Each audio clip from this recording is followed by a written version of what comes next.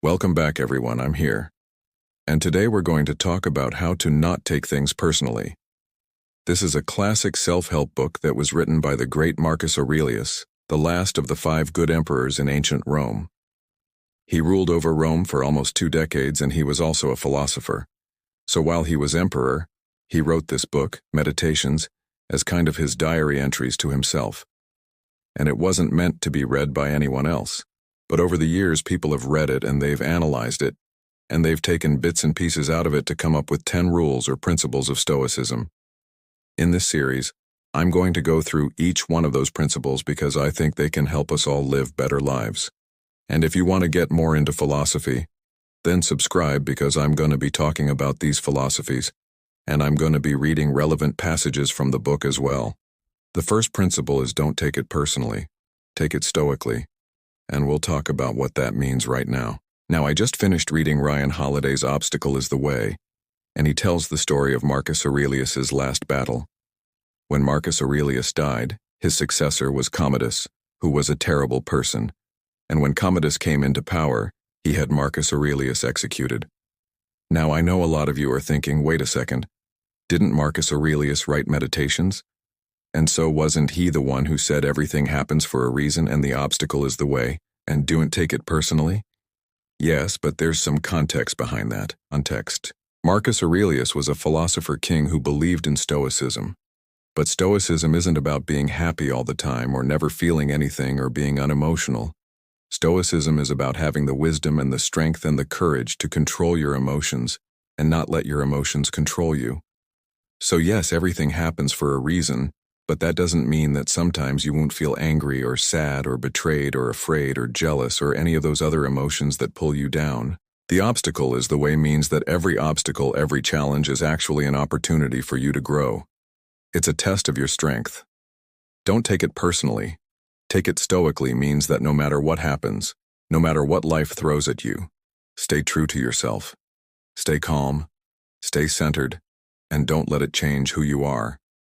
That's what Stoicism is all about. So in this video, we're going to talk about what it means to take things stoically and how you can do that in your own life. Now, before we get into that, I just wanted to say that I hope you're having a great day. If you are, then please hit that like button. It really helps me out. So what does it mean to take things stoically? First, you need to understand that most of the things that happen in life are not actually under our control. We can't control the weather. We can't control other people. We can't control the past or the future. All we can control is our attitude and our actions. And that's what Stoicism is. All mind is a discipline of the mind. It's a way of thinking and acting that helps us focus on what we can control and not worry about what we can't control. Second, we need to remember that everything is temporary.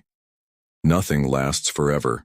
Good times and bad times are both temporary. So when we face challenges and obstacles, we need to remind ourselves that they will pass.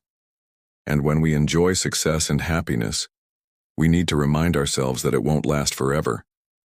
That's why the Stoics often say that we should savor the present moment, but also prepare for the future.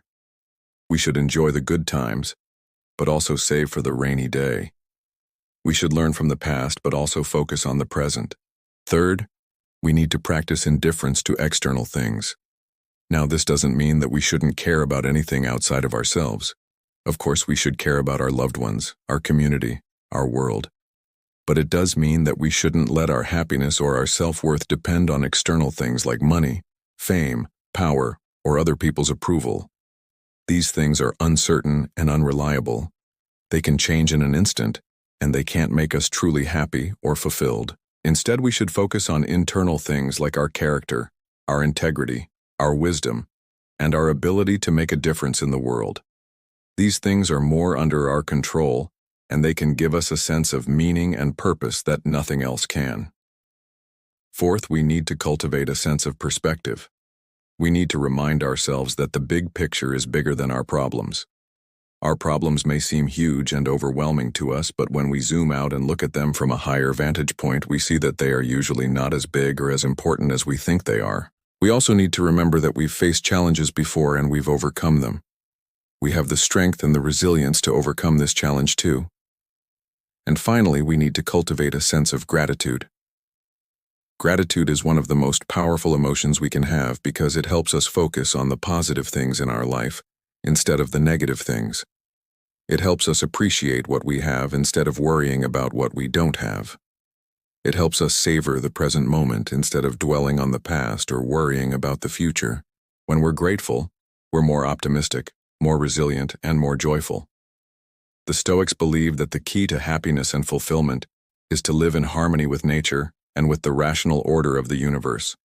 They believe that we should accept what happens with equanimity, and that we should always strive to do our duty and be our best selves. So how can we apply this to our own lives? First, we need to accept that many things are beyond our control. We can't control the weather, the economy, the behavior of other people, and so on. Trying to control these things only leads to frustration and unhappiness. Instead, we should focus on what we can control, our attitude and our actions. For example, if we're stuck in traffic, we can choose to be angry and resentful, or we can choose to be patient and grateful that we're safe. If someone cuts us off in traffic, we can choose to be annoyed and insulted, or we can choose to be understanding and forgiving. It's up to us. Second, we need to remind ourselves that everything is temporary. Nothing lasts forever. Good times and bad times are both temporary. When things are going well, we should enjoy the moment and be thankful for it, but also prepare for the future. When things are not going well, we should stay calm and focused on what we can control and not let our emotions get the best of us. Third, we need to practice indifference to external things. This doesn't mean that we shouldn't care about anything outside of ourselves, but it does mean that we shouldn't let our happiness or our self-worth depend on external things like money, fame, power, or other people's approval, or other people's. For example, if we're getting paid for a job, we should do the job well and ethically, but we shouldn't become obsessed with the money or let it define us. If we're playing a game, we should try to win, but we shouldn't become consumed with the outcome or let it affect our relationships or our health. Fourth, we need to cultivate a sense of perspective. We need to remind ourselves that the big picture is bigger than our problems. Our problems may seem huge and overwhelming to us, but when we zoom out and look at them from a higher vantage point, we see that they are usually not as big or as important as we think they are. We also need to remember that we've faced challenges before and we've overcome them. We have the strength and the resilience to overcome this challenge too. And fifth, we need to cultivate a sense of gratitude. Gratitude is one of the most powerful emotions we can have because it helps us focus on the positive things in our life instead of the negative things. It helps us appreciate what we have instead of worrying about what we don't have. It helps us savor the present moment instead of dwelling on the past or worrying about the future. When we're grateful, we're more optimistic, more resilient, and more joyful. The Stoics were masters of taking things in stride, no matter what life threw at them.